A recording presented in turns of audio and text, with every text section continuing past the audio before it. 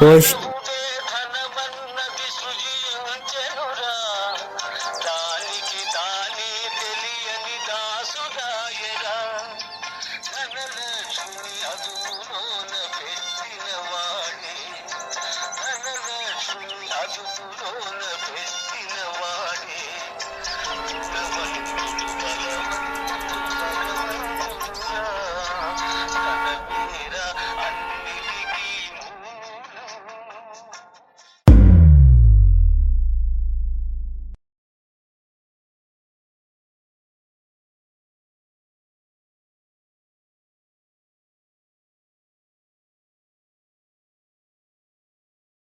ప్రియమైన అన్నయ్యకు, నువ్వు అక్కడ బాగున్నావని నేను, అమ్మ ఆశిస్తున్నాం. మేము ఇక్కడ బాగున్నాము అని చెప్పడానికి బాగుండకపోయినా బాధతో ఉండకూడదు కదా. ప్రస్తుతం మన బ్రతుకుల్లో భద్రత లేకపోయినా మనం బ్రతుకుండాలి. అలాంటి స్థితిలో మన బ్రతుకుల భారం నీ భుజాలపై పడి నిన్ను బాధిస్తున్నాయి. అయినా మన ఆర్థిక స్థితి, అదుపులేని ఆకలి మన ఆలోచనల్ని, ఆశల్ని, ఆశయాల్ని అంతం చేసి ఆహార ఆరోగ్యాల కోసం అలమటించేలా చేస్తున్నాయి. అలాంటప్పుడు ఆనందం అక్షరాల్లో తప్ప అంతరాలలో కనిపించదు.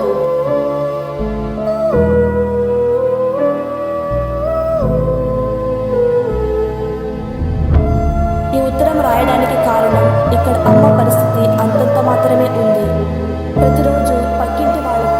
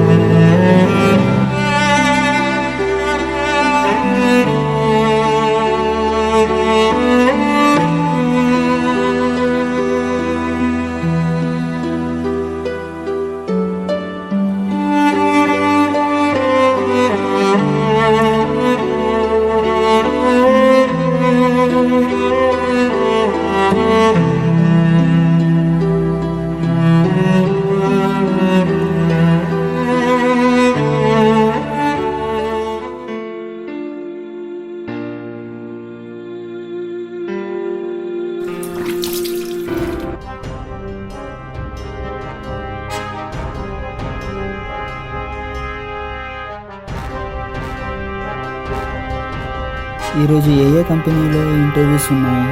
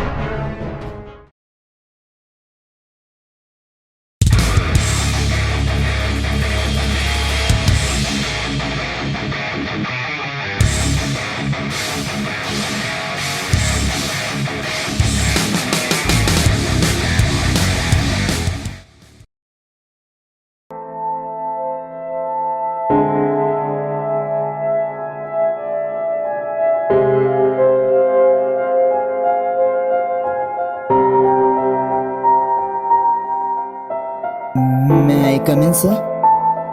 Yes, come in. Good morning, sir. Good morning. Take your seat. Thank you, sir. What's your name? Name Swarup, sir. Good. Tell me about yourself. I am Swarup Parameshwaram. I am a native of Ganekal village, which is from Adani Mandal.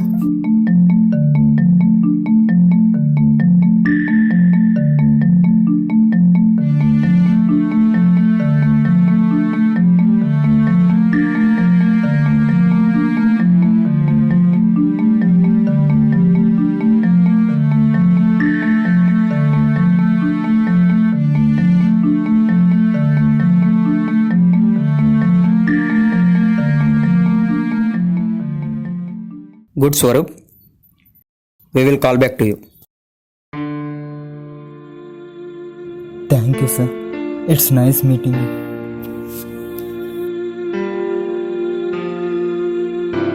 Swaroop, నువ్వు మస్తుగా చెప్పినావు.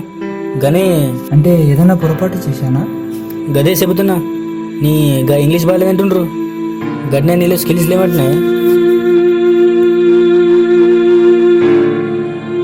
అరే పరేషాన్ కాకు, నువ్వు మళ్ళారా కానీ నేను చూసుకోవడం చూస్తా తంబి.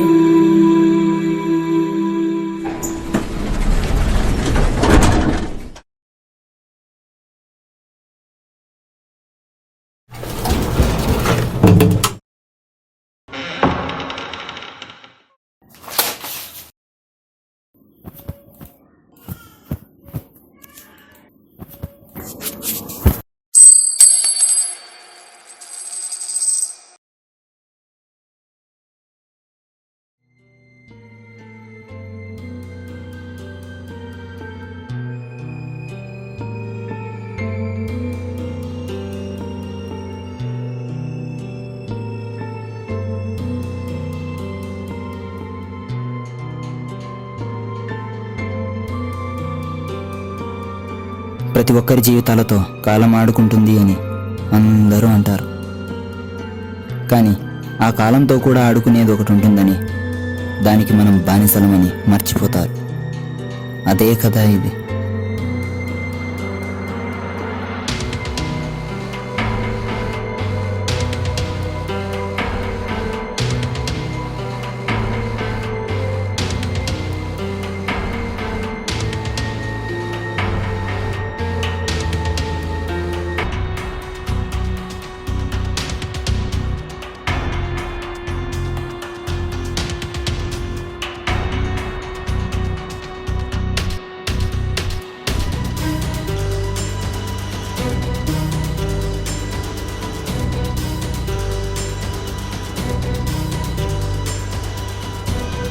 ప్రస్తుతం నా దగ్గర 2 దారులున్నాయి. ఏ దారి ఎంచుకోవాలో ఇదే నిర్ణయిస్తుంది. బొలుసు పడితే కష్టపడతా, బొమ్మ పడితే కథ నడుపుతా.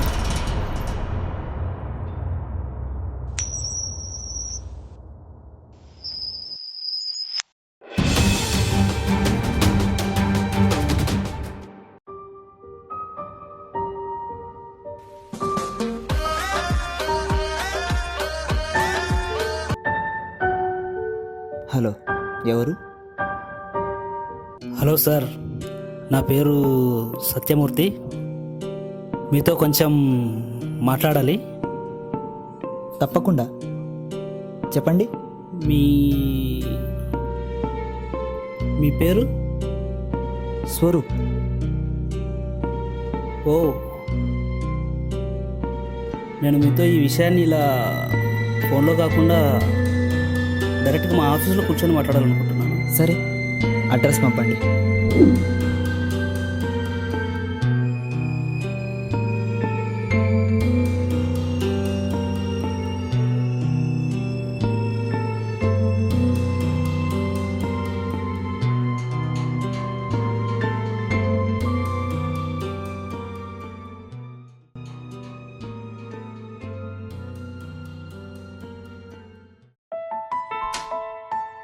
Excuse me sir. సార్, మిమ్మల్ని కలవడానికి ఎవరో వచ్చారు. పంపించు. Excuse me, may I come in? Yes, come in. I am Swaroop. Take your seat.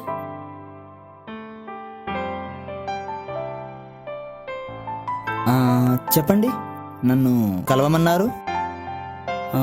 అదే సార్, కాయను మాదే. మా కాయను మాకు అందిస్తారని మిమ్మల్ని ఇక్కడ పిలిపించాను. ఓ, దాని గురించా? అవును, దయచేసి మా కాయను మాకు ఇచ్చేయండి. సరే సరే, మీ కాయిన్ మీకు ఇవ్వడానికి నాకే అభ్యంతరం లేదు. కానీ ఏంటి ప్రతిఫలమా? ఏం కావాలి? ఎంత కావాలి? ఓ ఓ కాస్త నన్ను చెప్పనివ్వండి. చెప్పండి. ఏం లేదు, ఆ కాయిన్ మీకు ఇవ్వాలి అంటే దాని వెనుకున్న కథ నాకు తెలియాలి.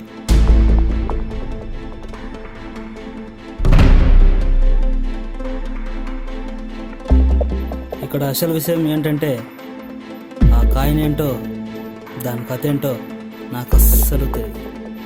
కానీ ప్రస్తుతం మార్కెట్లో దానికి ఉన్న డిమాండ్, అందుకే ఆ కాయిన్ నాకు ఇచ్చి నీకేం కావాలో ఎంత కావాలో తీసుకో. ఆ కాయిన్ మీకు నా నీకు ఇవ్వడం జరగదు. ఆ కాయిన్ నా చేతికొచ్చే వరకు నీ అడుగు ఈ గది దాటి బయట పడనివ్వను. ఆ కాయిన్ మీకు ఇవ్వాలంటే కళ్ళ ముందు ఉండాలిగా. అంటే ఆ, ఏం లేదు, అది నా సృష్టి. నీ సృష్టి. ₹1 ప్రచారం, రోజుల్లో ప్రాచుర్యం, వేల మందితో ప్రేలాపం. ఎందుకోసం? అయితే నిజం చెప్పమంటారు. సరే వినండి. ప్రస్తుతం నా దగ్గర 2 దారులు ఉన్నాయి. బొలుసు పడితే కష్టపడతా, బొమ్మ పడితే కథ నడుపుతా.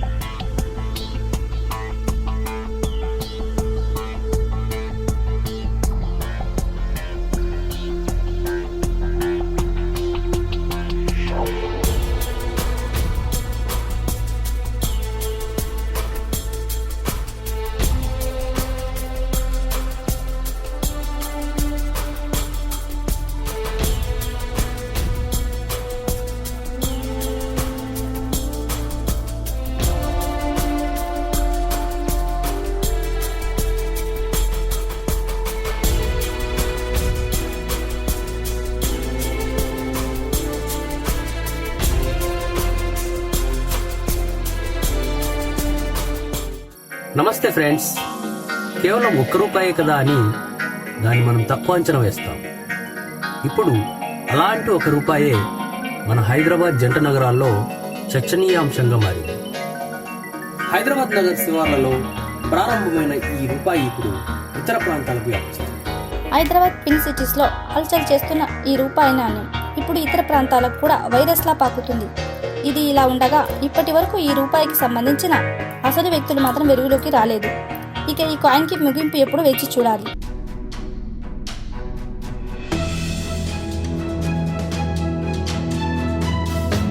నా ఐడియా ఫలించినట్లు లేదే.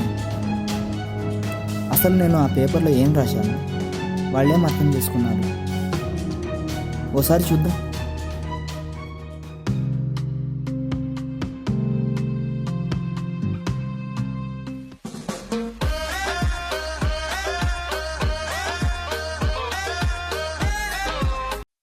హలో హలో సార్, ఎవరు? నా పేరు త్రినాథ్. నేను యాక్సెల్ కంపెనీలో అనలిస్ట్గా పనిచేస్తున్నాను. మీరు? స్వరు. సార్, నేను మీ దగ్గర ఉన్న నా రూపీ కాయిన్ కోసం ఫోన్ చేశాను. అలాగా, సరే ఒక్క నిమిషం.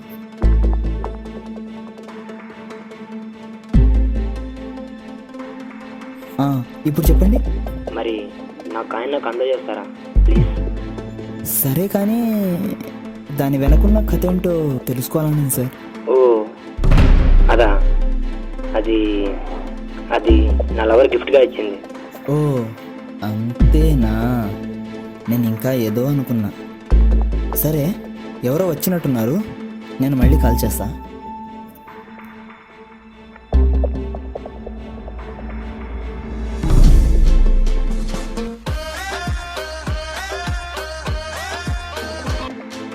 హలో. హలో సార్, నా పేరు జ్ఞానేంద్ర. చెప్పండి. అదే సార్, మీకు దొరికిన నా కాయిన్ గురించి. ఓ అదా. అవును సార్, నా కాయిన్ నాకు ఇచ్చేయండి ప్లీజ్. దానికేం భాగ్యం, కానీ అసలు కథ ఏంటి? ఓ చెప్పాలో వద్దో తెలియడం లేదు. అయినా అంటే చాలా ముఖ్యమైనది అన్నమాట. అవును సార్, అది మా నాన్నగారి జ్ఞాపకంగా నాకు మిగిలిన ఒకే ఒక్క ఆధారం. అది పోగొట్టుకొని చాలా బాధపడ్డాను. సరే సార్, నేను ఇప్పుడు అర్జెంటుగా బయటికి వెళ్ళాలి. నేను మళ్ళీ కాల్ చేసి ఎక్కడికి రావాలో చెప్తాను. నా మొదటి సంపాదనకు ప్రతిరూపం, మా తరతరాల తరగని త్యాగానికి ప్రతీక, మా అత్తయ్య నా మూర్ఖత్వానికి నిదర్శనం. నాకు మా తాతయ్య పరిచయం చేసిన తొలి రూపాయి.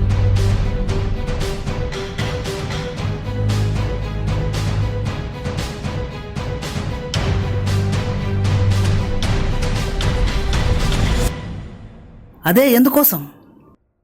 ఏం సాధించడం కోసం? ఎదగడం కోసం. అందులో 2 దారులు ఉన్నాయి. ఒకటి పని చేస్తూ, రెండవది పనిస్తూ. నాకు పనిచ్చే నాథుడు లేడు, పని కల్పించే స్తోమత లేదు. అందుకే ఈ కొత్త దారి నిర్మించుకున్నా.